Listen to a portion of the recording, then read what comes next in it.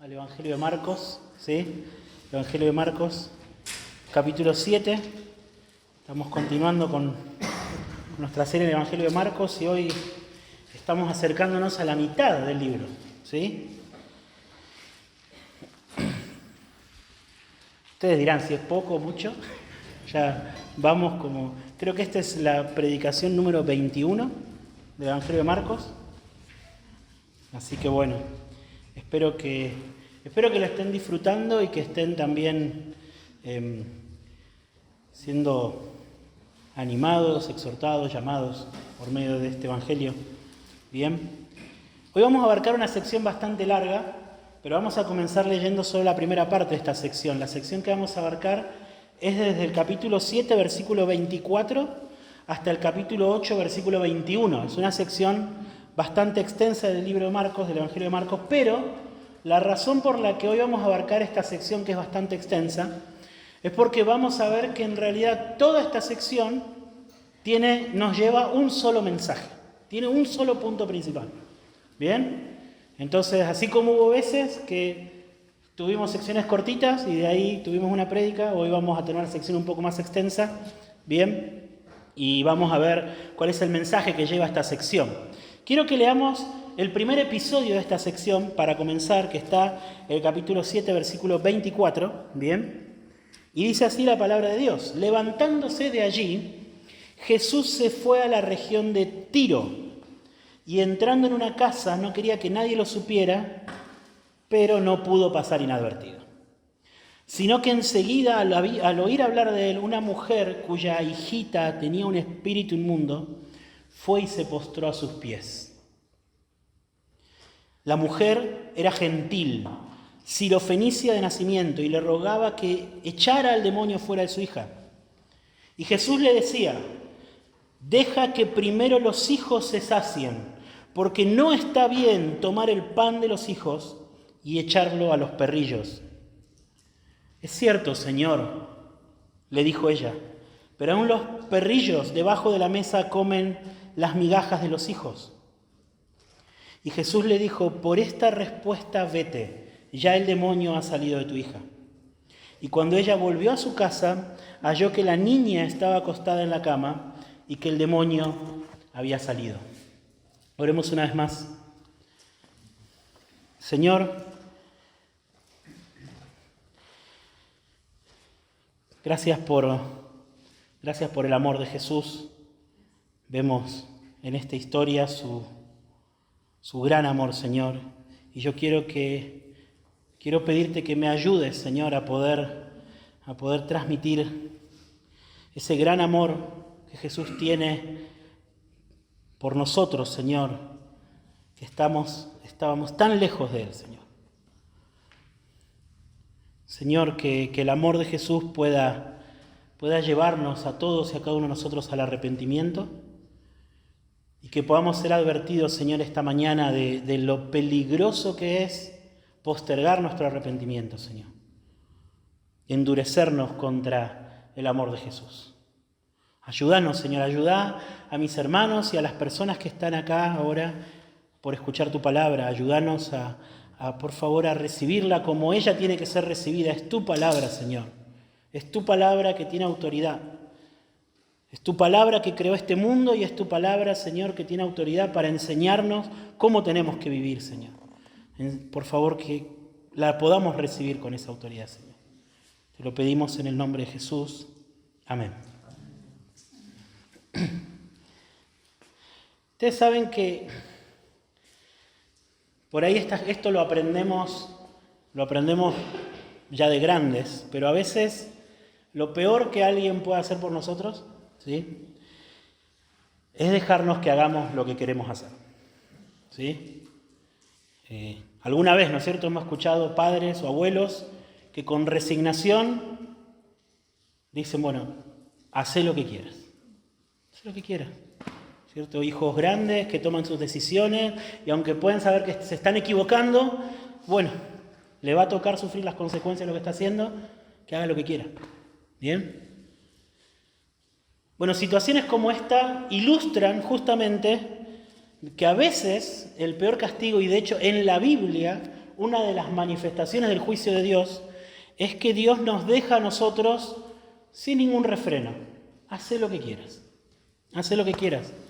Nos deja caer en nuestras propias manos. ¿Sí? ¿Alguna vez pensó en que Dios puede hacer eso con usted? ¿Pensaron eso? ¿Pensó en la cantidad de veces que Dios lo ha estado llamando al arrepentimiento, que Dios le ha estado presentando el amor de Jesús, el perdón de Jesús, la obra de Cristo a su favor y que usted lo ha rechazado y que quizás Dios en algún momento pueda decir, bueno, que haga lo que quiera? ¿Pensó alguna vez eso? Bueno, en esta sección vamos a ver a Jesús obrando de esa manera. Ese es el gran tema de esta sección larga, ¿sí? Vamos a ver a Jesús dejando a un cierto grupo de personas hacer lo que quieras. ¿Ustedes quieren eso? Hagan lo que quieran. Y yo quiero invitarlos a que nosotros podamos aprender algunas lecciones de esta actitud de Jesús.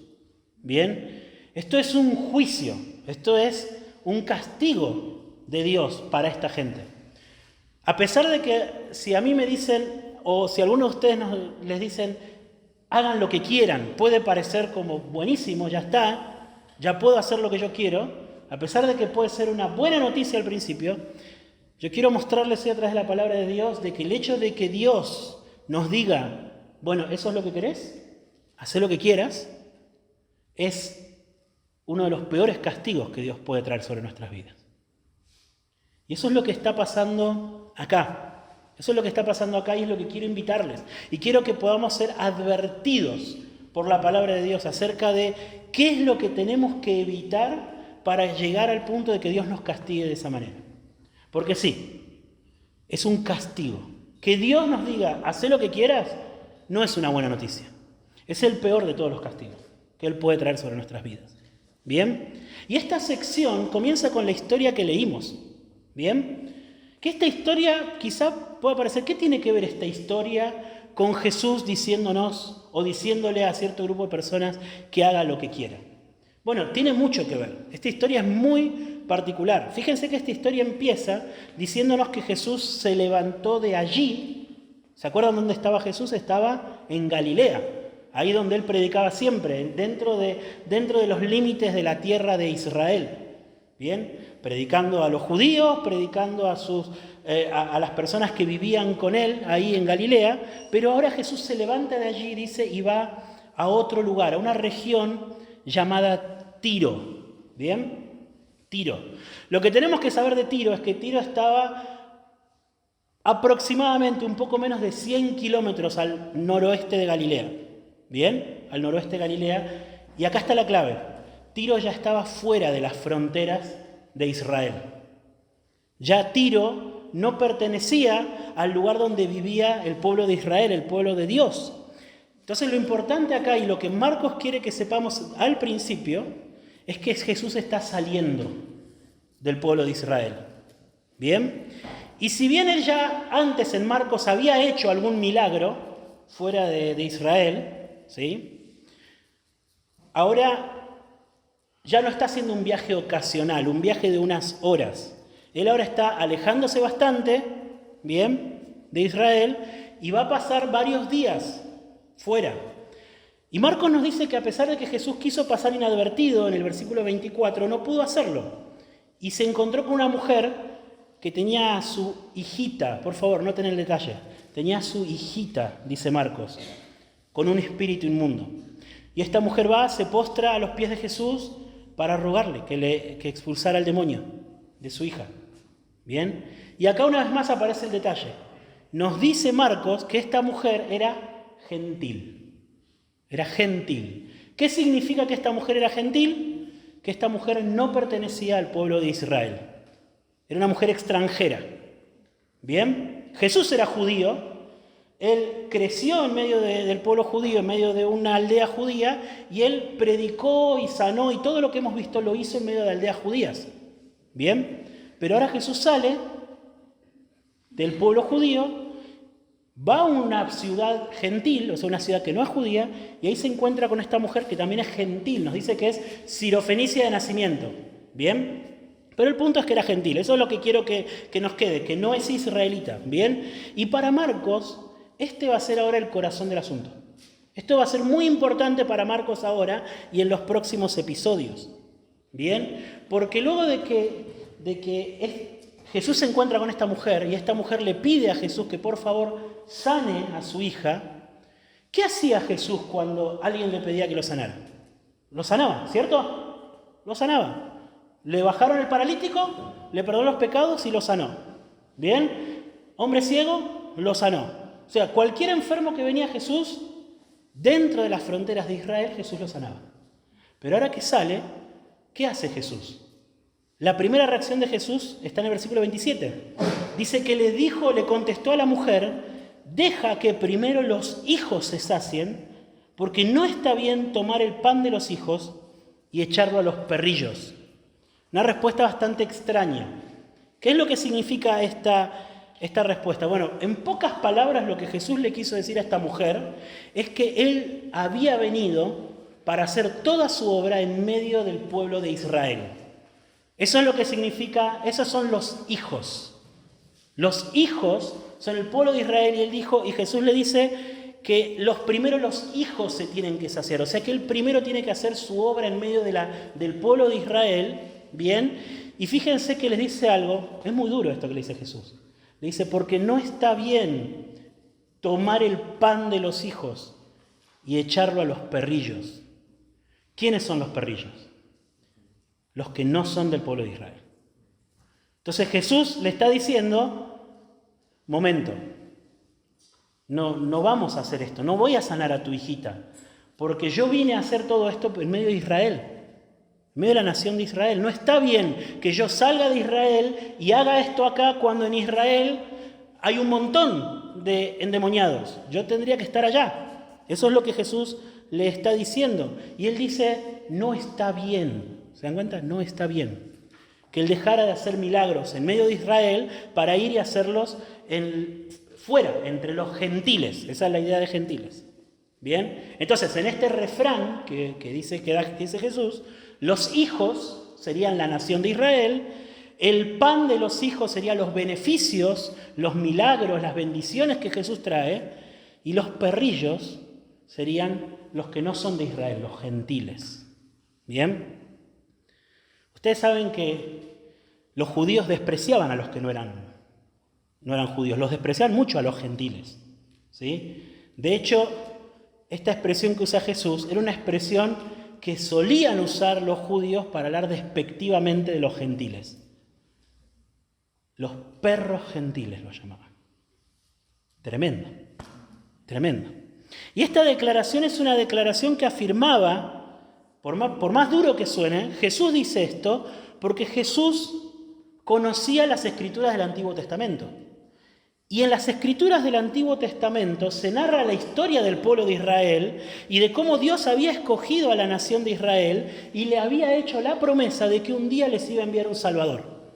Toda la historia del Antiguo Testamento se trata acerca de esta promesa, de que un día Dios iba a enviar un Salvador al pueblo de Israel, iba a enviar un rey, un Salvador que los iba a limpiar de todos sus pecados, que iba a quitar de en medio de la nación la idolatría, los efectos del pecado, la maldad del corazón, la enfermedad, que iba a quitar el juicio de Dios de en medio de la nación de Israel y que los iba a restaurar. Esa era la promesa que Dios le había dado a Israel.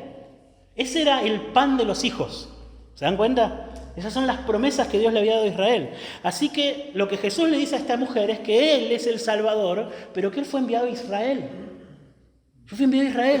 No está bien que yo venga a hacer esto acá, fuera de Israel, cuando yo fui enviado a Israel. La Biblia, fíjense, esto no es una tradición. La misma Escritura anunciaba que este Salvador iba a ser un Salvador para Israel. Y no estaba bien que Él hiciera estas obras fuera de Israel. En otras palabras, no está bien tomar el pan de los hijos y dárselo a los perrillos. Bien, eso es lo que significa este refrán. Pero la respuesta de esta mujer sorprende a Jesús, porque esta mujer no se quedó en el molde, no agachó la cabeza y se fue. Esta mujer fue audaz, pero sobre todo esta mujer puso toda su esperanza en Jesús. Fíjense, primero en la respuesta de esta mujer, versículo 28, ella reconoció que Jesús tenía razón, que no tenía nada para reclamarle a Jesús. Fíjense en el versículo 28, las primeras palabras de esta mujer es cierto, Señor. Es cierto. Ella reconoció que no tenía nada que reclamarle a Jesús. En segundo lugar, se sometió a la autoridad de Jesús, porque le dijo, es cierto, Señor. Es cierto, Señor. Ella se sometió a lo que Jesús esté dispuesto a hacer. Él es el Señor. Él es el Señor. En tercer lugar, ella reconoció su condición. Ella no se ofendió de que Jesús se haya referido a ella como parte de los perrillos. De hecho, ella toma esa expresión y dice, es cierto, Señor, pero aún los perrillos debajo de la mesa comen las migajas de los hijos. Ella sabía que ella no era parte del pueblo al cual Dios le había prometido un Salvador. Ella sabía que era parte de los perrillos. Y ella se refiere a sí misma como los perrillos. Pero en cuarto lugar, ella con esperanza estuvo dispuesta a recibir aquello que Jesús tenía para darle. Porque le dijo, Señor, aún los perrillos comen de las migajas que caen de la mesa de los hijos. ¿Sí? ¿Se dan cuenta cómo ella sigue la ilustración? Aunque sea una sobra de tu poder, dame, Señor. Yo sé que podés. Me voy a someter a lo que decidas. Tenés razón. Yo no soy de Israel. Yo no tengo nada que reclamarte. Tenés toda la autoridad para decir qué vas a hacer. Tenés toda la razón. Pero aunque sea un poquito de tu poder, yo sé que me puede sanar a mi hijita. ¿Bien? ¿Y cómo respondió Jesús? Jesús honró la fe de esta mujer. Porque dice el versículo 29 que Jesús le dijo, por esta respuesta, vete. Ya el demonio ha salido de tu hija. Y cuando ella volvió a su casa, halló que la niña estaba acostada en la cama y que había salido el demonio. ¿Qué está pasando en esta historia? En esta historia, ¿sí? Jesús está dando un giro en su ministerio, en donde ahora está saliendo de la tierra de Israel y empezando a servir fuera de la tierra de Israel. Y empezamos a ver ahora en los siguientes episodios cómo estas migajas de la mesa de los hijos empiezan a caer al suelo. ¿Qué me estoy refiriendo? Empezamos a ver a Jesús ahora haciendo milagros, haciendo señales, haciendo todo lo que había venido haciendo hasta ahora en Galilea, pero haciéndolo en medio de lugares gentiles. Ya no en medio de las aldeas de Israel. ¿Sí? Es por eso que esta conversación que tiene Jesús con esta mujer, Marcos la pone acá para que nosotros entendamos el resto de las historias que nos va a contar. Esta conversación explica los 3 siguientes milagros que nos cuenta Marcos. Fíjense, primero este milagro, él expulsó un demonio de esta mujer, de la hijita de esta mujer sirofenicia. En los versículos 31 al 37, Jesús sanó a un sordomudo. ¿Bien? Y en el capítulo 8, los primeros 10 versículos, vemos que Jesús alimenta milagrosamente a 4.000 personas. Lo que tienen en común estos 3 milagros es que estos 3 milagros se hicieron en aldeas gentiles. Y fíjense qué particular. De entre todas las cosas que Jesús pudo haber hecho en estas aldeas gentiles, Marcos elige contarnos estas 3. Una expulsión de demonios, una sanidad y el milagro de los 4.000, que se parece mucho a qué otro milagro, al de los 5.000, ¿se acuerdan? De hecho, si nosotros leemos la historia hay muchos elementos parecidos. Jesús tiene compasión de la gente, Él le llama a los discípulos para que lo alimenten, los discípulos dicen no tenemos comida, ¿y con qué alimenta Jesús a la gente? También con panes y peces. ¿Bien? Y después al final vuelve a sobrar. O sea, el episodio es un espejo de lo que ya nos contó antes, pero ahora en una aldea gentil. En una aldea gentil. ¿Qué es lo que estamos viendo acá? Marcos nos está mostrando que Jesús está repitiendo todo lo que Él hizo entre las aldeas de Israel, las está repitiendo ahora, pero afuera de Israel. ¿Bien? Afuera de Israel. Estamos empezando a ver cómo las migajas de las mesas de los hijos empiezan a caer. Empiezan a caer. Y ahora aquellos que no tenían nada que ver con el pueblo de Israel, aquellos a quien Dios no les había hecho ninguna promesa, empiezan a disfrutar de los beneficios de esa promesa. ¿Bien? Entonces, lo primero que tenemos que observar, dijimos que esta serie de milagros son una repetición de los milagros que Él ya había hecho en Galilea. ¿Bien? Sanidades, exorcismos y la alimentación de los 5.000. Lo segundo, dijimos, que tenemos que prestar atención, es que Marcos acá es intencional en señalarnos que los milagros ahora se están haciendo fuera de Israel. Se están haciendo en un territorio que no forma parte de Israel. ¿Sí? Y en tercer lugar, Marcos nos quiere mostrar que a pesar de que ahora esta gente son gentiles, la razón por la que Jesús ahora se está volcando a bendecirlos es porque esta gente estaba poniendo su esperanza en Él. ¿Lo ven? Y el episodio que nos marca eso es el episodio que hemos leído. El de la mujer con su hijita endemoniada. Marcos pone ese episodio al principio y la pone a esta mujer como una representación de cómo los gentiles, los que no eran judíos, ahora estaban poniendo su confianza y su esperanza en Él. ¿Bien? Esto nos lleva a considerar, en cuarto lugar, la gran paradoja que está sucediendo en este momento en el Evangelio de Marcos. Voy a tratar de decirlo de forma breve. Marcos en los primeros 7 capítulos nos relató todo lo que Jesús hizo en medio del pueblo de Israel.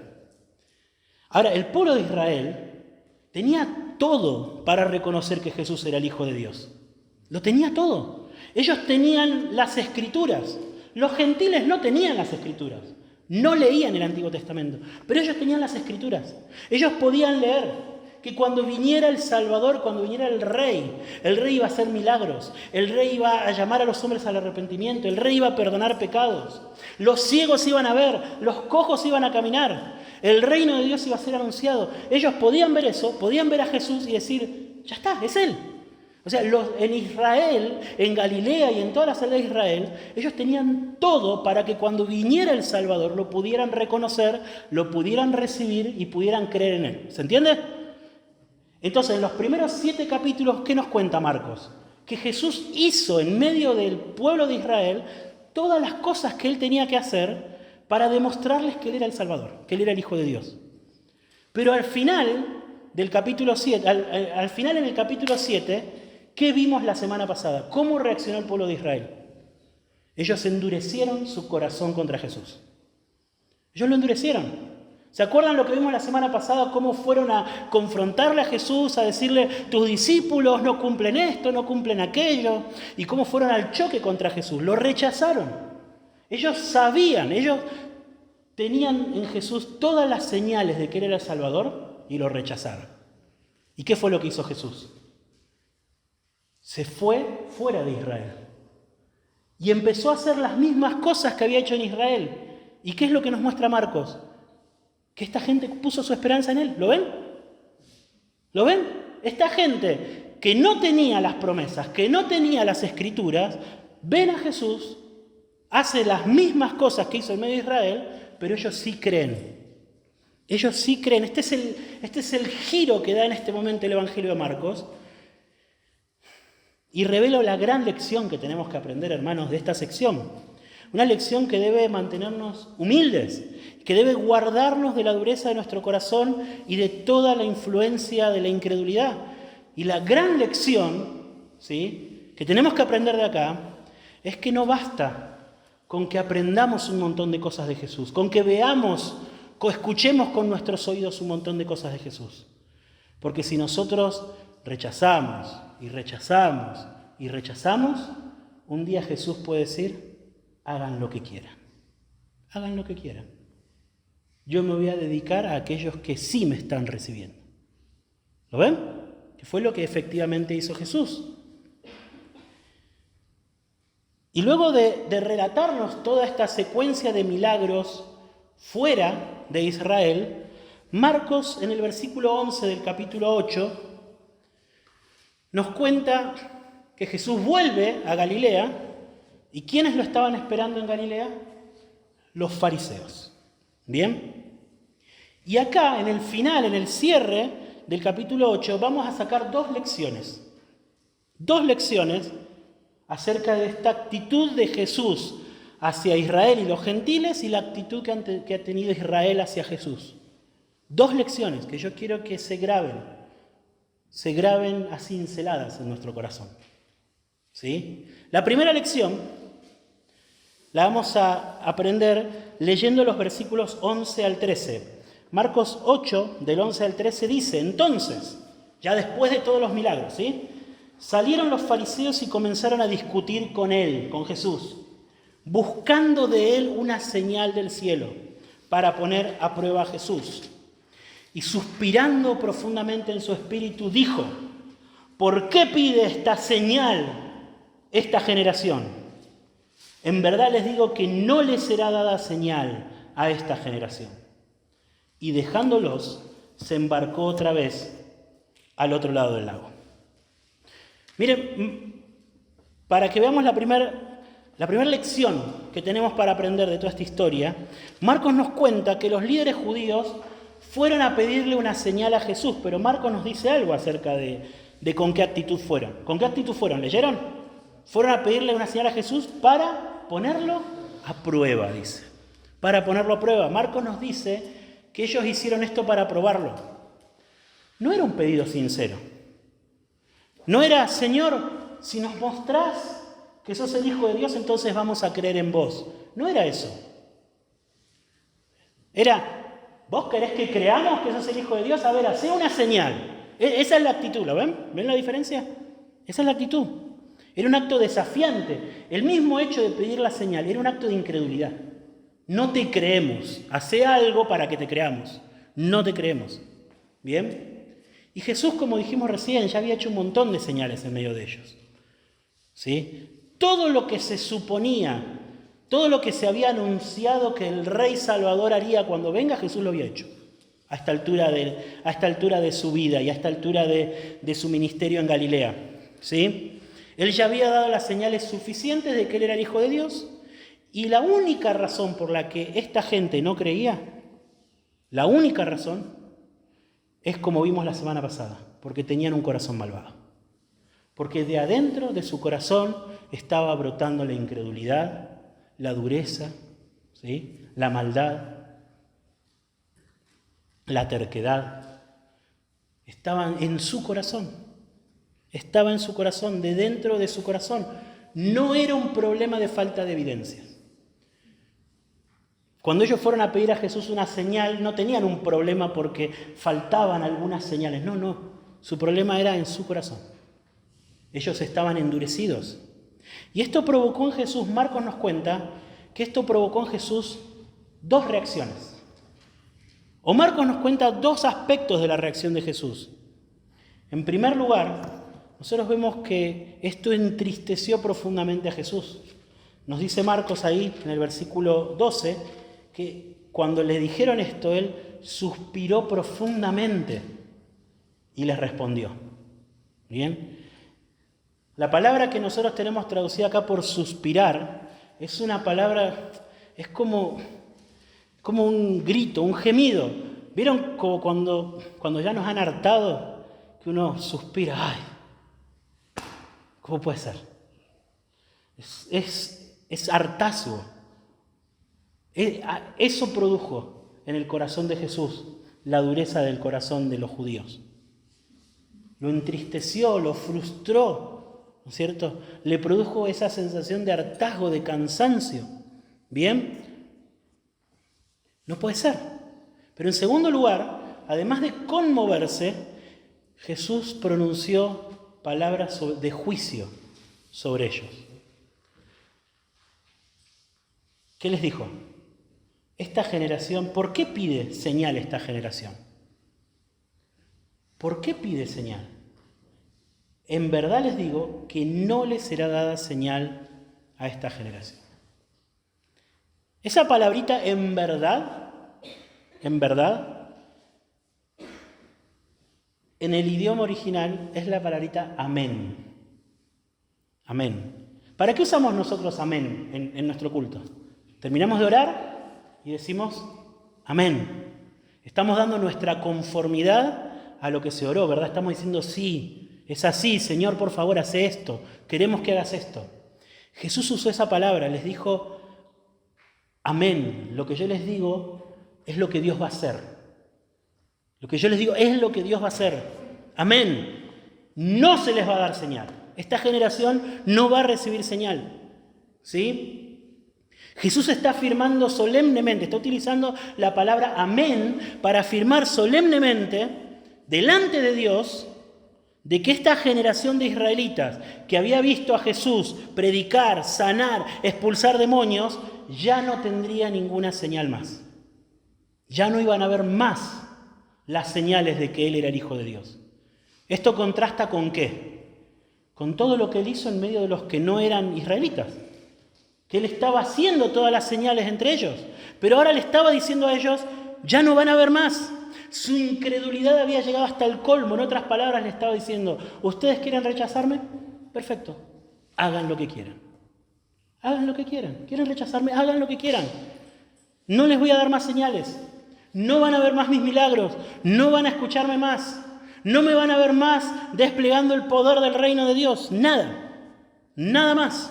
Su incredulidad, su testarudez ya los había enceguecido y su propia maldad, la maldad de su corazón, les impedía reconocer que Jesús era el Hijo de Dios, a pesar de tener las señales acá, frente a sus ojos. Así que ahora es Jesús el que está cerrando la puerta. Él está bajando la persiana de la bondad de Dios para ellos. El mismo Jesús, que tenía un corazón amoroso y abierto para convidarle del pan de los hijos y dárselo a los perrillos, ahora está bajando la persiana de la bondad de Dios para los hijos. Pero ¿cómo? ¿No dice la Biblia, no se suponía, el Antiguo Testamento no enseña que Jesús era el Salvador prometido de Israel? Sí, eso es lo que enseña la Biblia. Pero por haberlos rechazado a conciencia, esta es la clave. La clave es que no rechazaron a Jesús porque les faltaba, ellos lo rechazaron conscientemente. Ellos sabían que Jesús cumplía con todo lo que se requería del Hijo de Dios y aún así decidieron rechazarlo, lo hicieron a conciencia y ellos ahora estaban recibiendo el juicio de Dios. Mientras aquellos gentiles que no tenían nada que ver con las promesas de Dios, simplemente por poner su esperanza en Jesús, estaban obteniendo las promesas de Dios. Bien, esta ironía lo que nos muestra es lo peligroso que es la incredulidad y lo peligrosa que es la dureza de corazón. Nosotros jugamos con fuego eterno cuando postergamos nuestro arrepentimiento. Cuando escuchamos una y otra vez, cuando escuchamos el Evangelio, somos llamados, somos convencidos en nuestra conciencia de nuestro pecado. Pensamos, sí, la verdad que sí, la Biblia tiene razón, yo necesito un Salvador, esto que yo hice es cierto y Dios me va a llamar a juicio. Y después adormecemos la voz de nuestra conciencia, la adormecemos. Eso que parece estar tan a carne viva en un momento, después le restamos importancia, lo adormecemos. Estamos jugando con fuego eterno cuando hacemos eso. Porque un día, Dios puede hacer esto que hizo Jesús. Decir, yo hasta acá llegué, con ustedes hasta acá llegué. No voy a seguir obrando. Voy a dejarte que hagas lo que quieras. Voy a dejar que tu corazón se endurezca como vos querés endurecerlo. ¿Sí? Te voy a dejar librado a tu propio corazón, a lo que vos querés, hacelo. ¿Bien? Y esto conduce a una advertencia final que ya no es para los fariseos. Fíjense en el versículo 14, ahora Jesús se va a tratar con ¿quién? Con sus discípulos. Ya no está dirigida a los fariseos incrédulos, sino a sus propios discípulos. ¿Qué está pasando acá? A partir del versículo 14. Jesús ya en un ámbito privado, como hemos visto varias veces en el Evangelio de Marcos, se sube al barco de nuevo, cruza el mar de Galilea y ahí, mientras está embarcado Jesús con sus discípulos, probablemente reflexionando en todo lo que pasó ese día, Jesús les dijo a sus discípulos, versículo 15. Tengan cuidado. Cuídense de la levadura de los fariseos y de la levadura de Herodes. ¿Bien? Como una reflexión de todo lo que había estado pasando en ese día, Jesús comparte eso con sus discípulos. ¿Qué significa esto de cuídense de la levadura? La implicación, lo que está queriendo decir Jesús es que la manera de pensar, tanto de los fariseos como el rey Herodes, ¿se acuerdan del rey Herodes, el que había matado a Juan el Bautista? Bueno, tanto la manera de pensar y de vivir de los fariseos como de Herodes eran una influencia poderosa y ellos tenían que estar alerta y cuidarse de ellos. ¿Bien? ¿Qué tenían en común los fariseos y Herodes? A simple vista no tenían nada en común. Los fariseos, judíos, acérrimos guardadores de la ley. Herodes, un rey pagano, idólatra.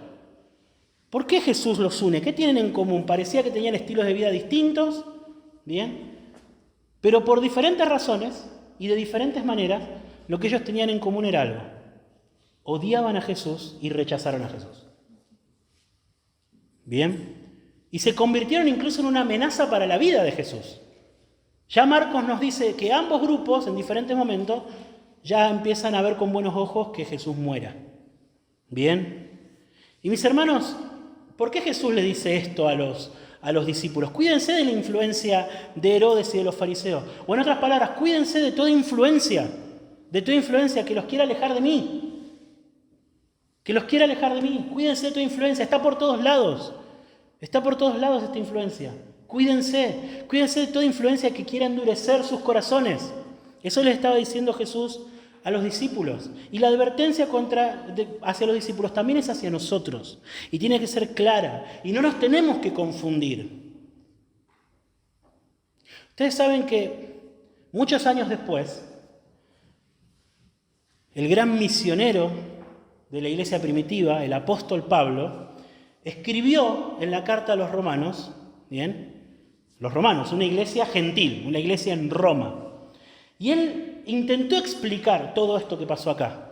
Que los judíos rechazaron a Jesús y que Jesús los puso bajo el juicio de Dios y que por ponerlos bajo el juicio de Dios ahora tenemos nosotros salvación, que no somos judíos y que no teníamos nada que ver con la salvación de los judíos, pero esa salvación ahora es para nosotros.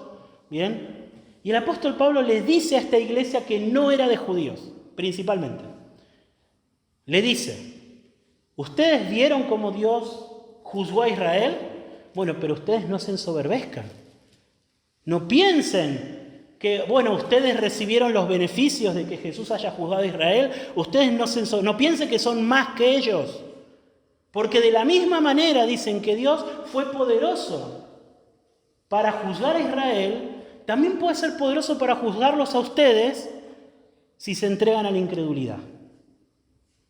O sea que es toda esta situación de Jesús juzgando temporalmente al pueblo de Israel no es como una cuestión de decir, ya estamos seguros, ya está.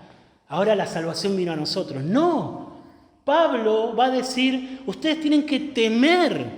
Es un espejo. Eso que pasó es un espejo de algo que les puede pasar a ustedes también. A ustedes también. Si ustedes repiten el mismo patrón. ¿Cuál es el patrón? Dureza. Escuchar una y otra vez y endurecer el corazón. Tenemos que temer. Tenemos que considerar la bondad que Dios tuvo para nosotros de que una salvación que no era para nosotros ahora nos es ofrecida, pero también tenemos que considerar lo severo que puede ser Dios con aquellos que se endurecen. Y tenemos que temer. Y eso es lo que Jesús le está diciendo a los discípulos. ¿Bien? No nos tenemos que confundir. No nos tenemos que perder en los detalles. Los discípulos se perdieron en los detalles. ¿Vieron lo que pasó? Jesús le dice, cuídense de la levadura de los fariseos y de Herodes. ¿Y ellos qué pensaron? Uno está hablando de levadura. Seguro nos está retando porque no trajimos pan. ¿Sabe que se habían olvidado de cargar pan para cruzar de un lado al otro? Y los discípulos conectaron levadura con el pan y dijeron, seguro está molesto porque no trajimos pan. Bien. Pero no era ese el punto de Jesús. Y eso lo que hizo fue confirmar ¿qué cosa? que los discípulos tampoco tenían claridad acerca de lo que estaba pasando delante de sus ojos. ¿Qué es lo que estaba pasando delante de sus ojos? Delante de los ojos de todos. Había venido el Rey. Eso era lo importante. El Rey Salvador que había venido para perdonar nuestros pecados y para llevarnos de regreso al lugar de comunión con Dios, había venido. Había venido, eso es lo que estaba pasando. Y todos estaban perdiendo los detalles. Todos, incluso los discípulos. Por favor, nosotros podemos tener muchísimas oportunidades de escuchar el Evangelio y de ser llamados al arrepentimiento. De hecho, yo los veo a ustedes y todos los que estamos acá hemos escuchado no una, dos, tres, hemos escuchado montones de veces el Evangelio. Muchísimas veces todos los que estamos acá hemos sido llamados al arrepentimiento. Todos nosotros pudimos tener el testimonio en nuestra conciencia de que necesitamos un Salvador, de que somos culpables, de que hemos vivido alejados de nuestro Creador, somos culpables y necesitamos un Salvador. Pero si lo único que hacemos es escuchar con estos oídos y no vamos a Cristo en arrepentimiento y fe, estamos endureciendo nuestro corazón. Estamos endureciendo nuestro corazón. Y vuelvo a repetir, hacer eso, postergar el arrepentimiento, jugar, especular con el tiempo, especular con el más adelante, ¿bien? Especular con seguir disfrutando de ciertos pecados, especular con que todavía no sé si estoy dispuesto a seguir a Jesús. Postergar todo eso, un día puede hacer que Dios baje la persiana y diga, hasta acá llegamos. Ya no hay más nada, ya no hay más nada. Ya no hay más nada. Que Dios diga, hagan lo que quieran. Hagan lo que quieran. Y si Dios nos deja librados a que hagamos lo que querramos, es lo peor. Es el peor juicio que Dios puede derramar sobre nosotros. ¿Sí? No, ojo, no se confundan. Dios no los va a convertir a ustedes en incrédulos. No significa esto de que ustedes se van a querer arrepentir y Dios nos los va a perdonar. No significa nada de eso. Significa que Dios ya no va a hacer ninguna influencia sobre ustedes. Si ustedes a veces escuchan el Evangelio y tienen una inclinación a arrepentirse, eso es porque Dios está obrando. ¿Sabían eso? Si Dios no obrara, si Dios se corriera del escenario, todos los que estamos acá escucharíamos el Evangelio 1.000.000 de veces y no nos movería ni un pelo. Porque hemos visto la semana pasada cómo es nuestro corazón. Nuestro corazón es malvado. En nuestro corazón hay malos pensamientos, en nuestro corazón hay malos deseos, hay envidias, hay hipocresía. Eso es lo que es nuestro corazón. Para que nosotros tengamos alguna inclinación de escuchar la palabra de Dios, ser movidos en nuestra conciencia, querer arrepentirnos, lo que sea, Dios tiene que estar obrando.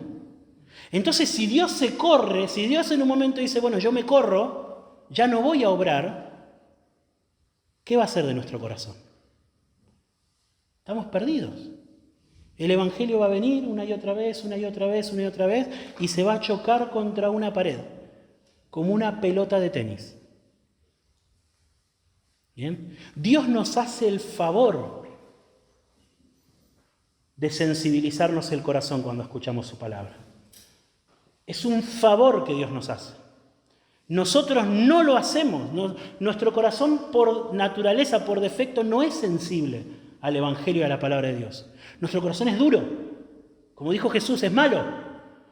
Cuando nosotros escuchamos la palabra, Dios nos hace el favor de sensibilizarnos. Si usted en este momento está escuchando el Evangelio y está sintiendo en su conciencia que todo esto es cierto y está siendo movido a ir a Cristo, es un favor que Dios le está haciendo. Dios está trabajando en su corazón. Pero si usted resiste una y otra vez, una y otra vez, una y otra vez, una y otra vez, un día Dios va a dejar de hacerle el favor. Va a dejar de hacerle el favor. Esto es lo que nosotros vemos acá, ¿sí? Y hay muchos ejemplos en la Biblia de esto. Hubo una época en donde la nación de Israel se había entregado tanto a los ídolos, pero tanto, que Dios le dijo a su profeta, Israel se ha unido a los ídolos, déjalo. Ya está, no le hables más. Es demasiado idólatra. Demasiado idólatra. Y el autor a los Hebreos a nosotros nos advierte, recordando la historia de Jacob y Esaú, y nos dice que no haya ninguna persona inmoral ni profana como Esaú, dice, entre ustedes, que vendió su primogenitura por una comida, porque saben que aún después, cuando quiso heredar la bendición, fue rechazado, pues no halló ocasión para el arrepentimiento, aunque la buscó con lágrimas.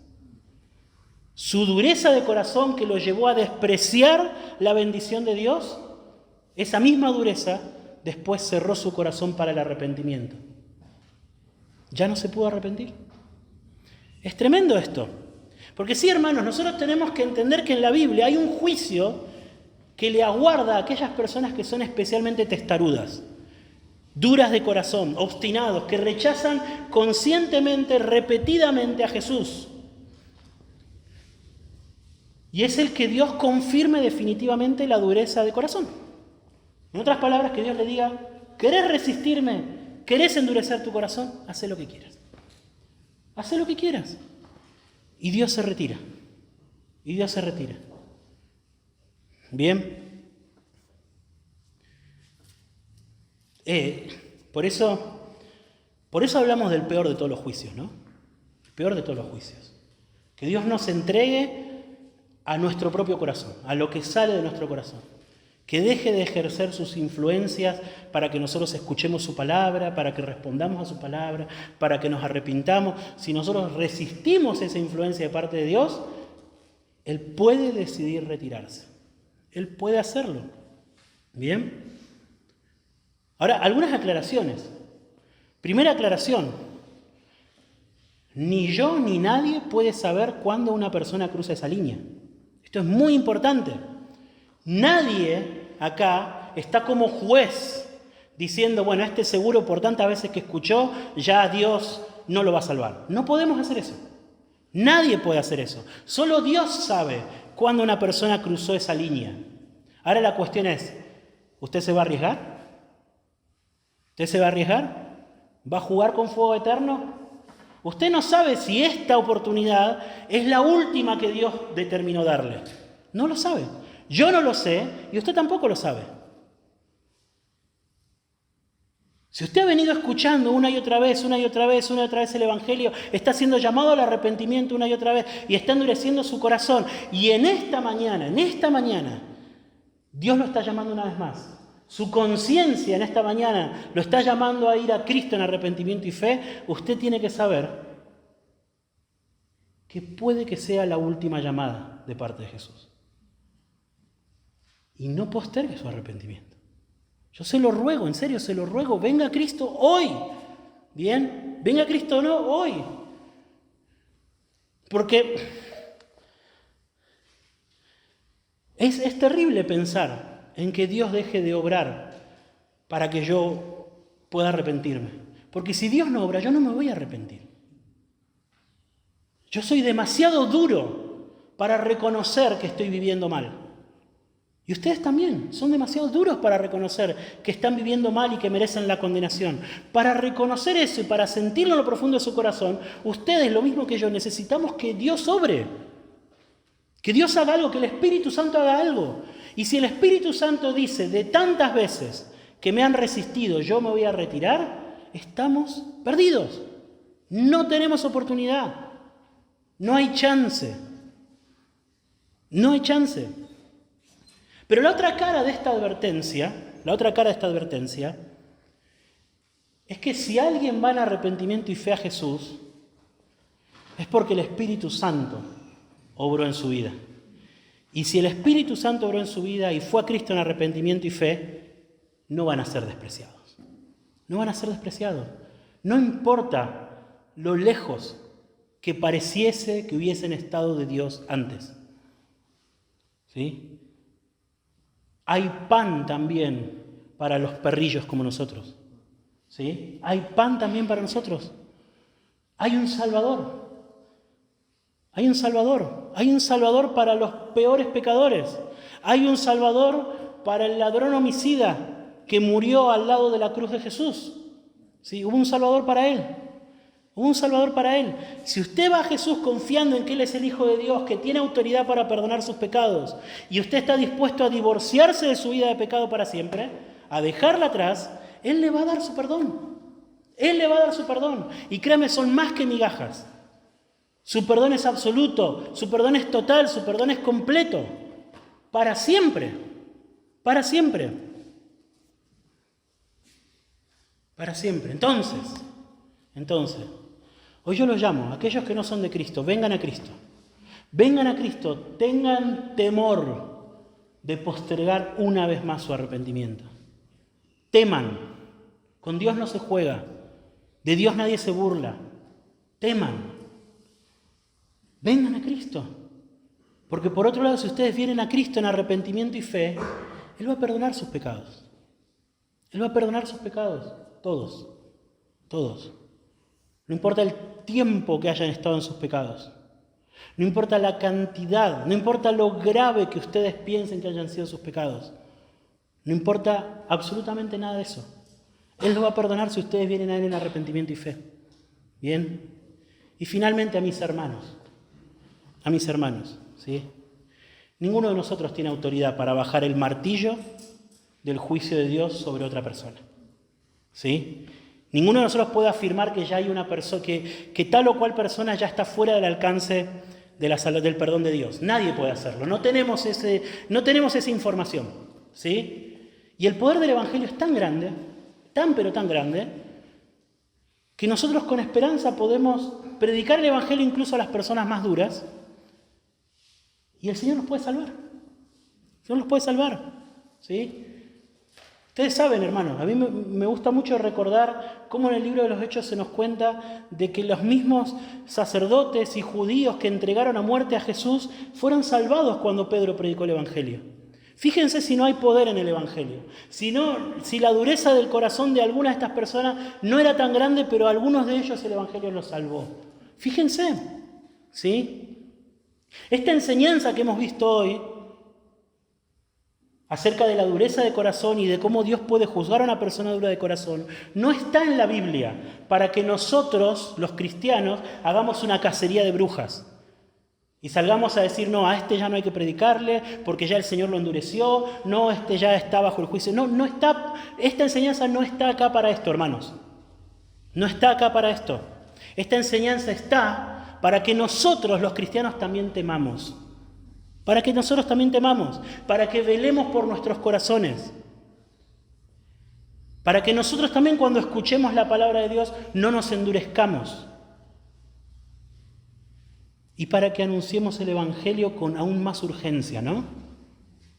Con aún más urgencia. Vamos a orar. Señor,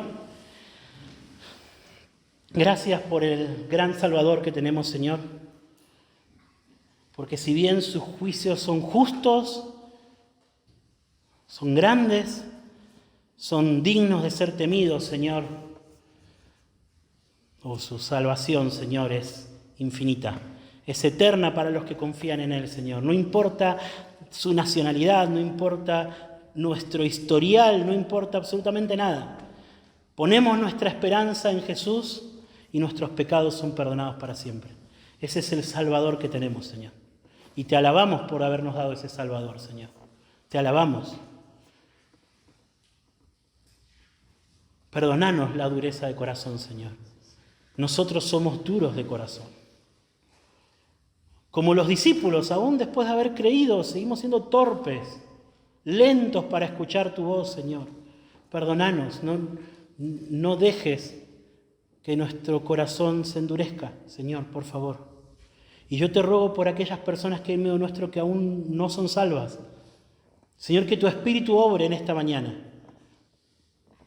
Que obre de una manera que venza toda resistencia, Señor. Por favor, te lo pido.